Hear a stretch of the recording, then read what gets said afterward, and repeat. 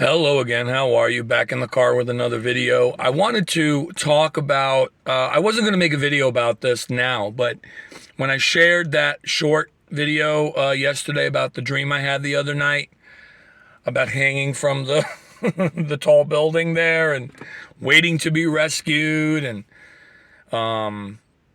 you know, just hanging there, clinging on for dear life, waiting. I don't even know if it was a helicopter or a plane that was coming to get me, but somebody got me.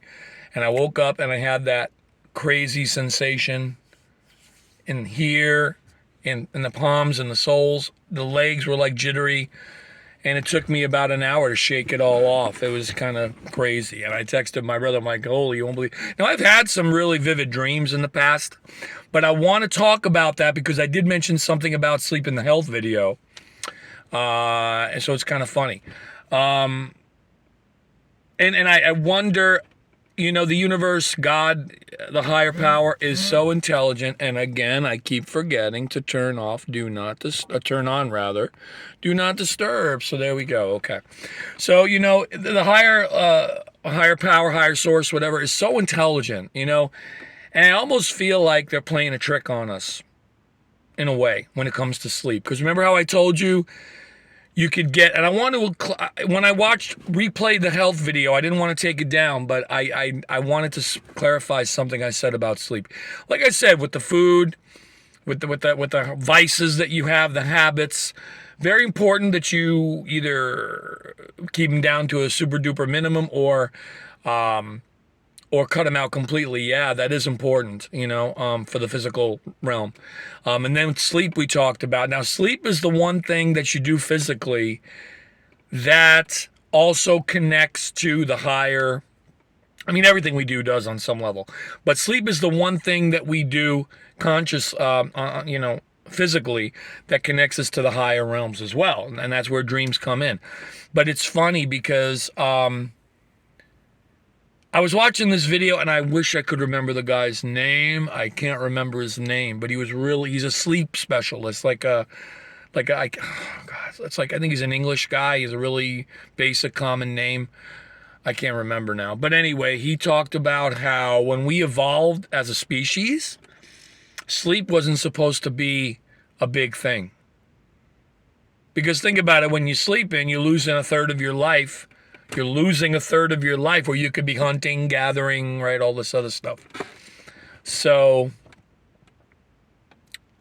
but yet for some reason we became sleepers. We now are designed to dedicate roughly, give or take, a third of our lives to sleep, right? A quarter to a third. You know, some more, some less, whatever. But the point is, it's just amazing to me how we've become sleepers. And I'm going to give you a theory as to why that is. Because remember I told you how dreams give us, now there are people who have night terrors and they sleepwalk and again, heart goes out to them. You know, I'm sure it sucks, you know, so I get it to a point. I never experienced it, but I could only imagine. But in general, dreams provide us a safe space to work out our subconscious issues in our life, or what we're conscious of in our life that, you know, we're afraid to do anything about in the astral plane, so to speak, or the other realm, whatever the word is. You know, I'm not going to pretend to know what I'm talking about, but the point I'm bringing out is dreams provide a safe space for that because you are rested.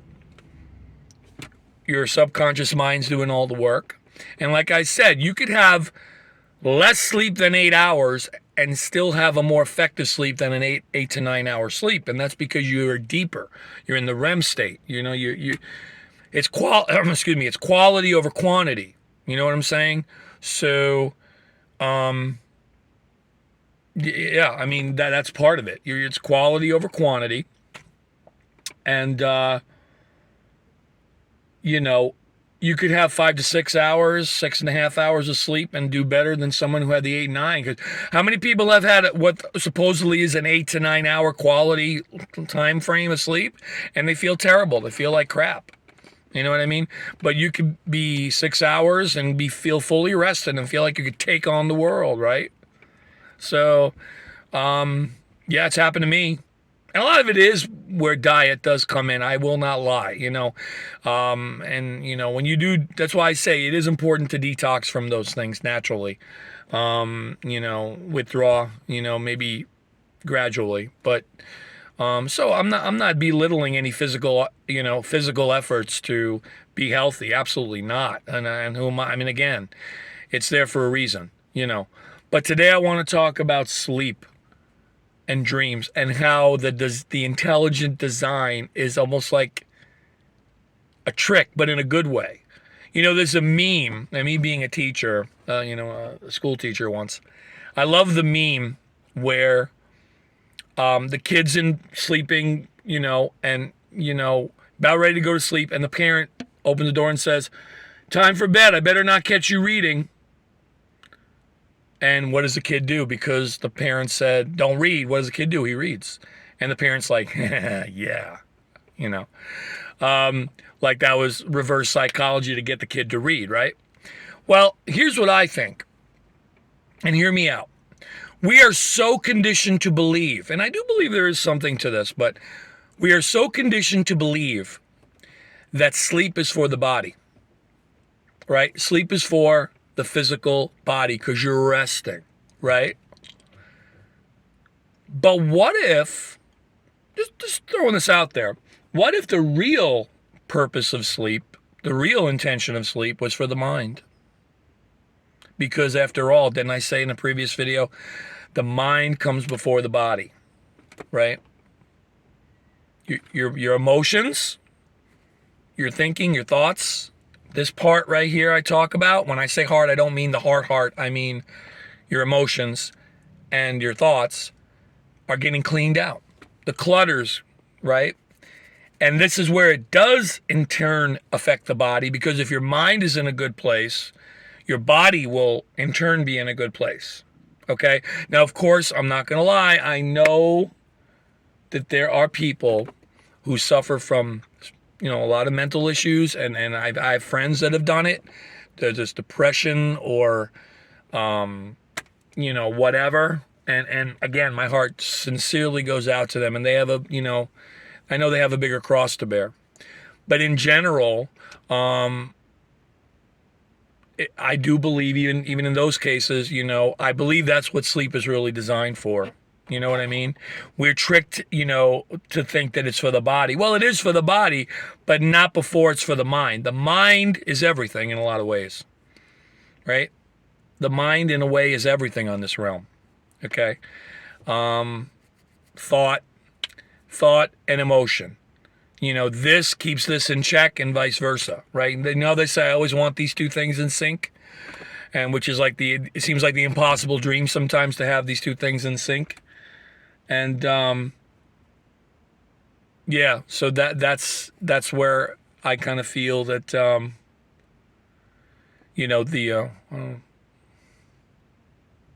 okay, I'm just watching somebody walk with the stroller. I don't know why they're going this way, but that's okay. Oh, because there's a trail here, I guess. But anyway, sorry about that. The point of bringing out a squirrel, but the point of bringing out is, I really believe that sleep is really meant for the mind, which is where the dreams come in and filter everything out.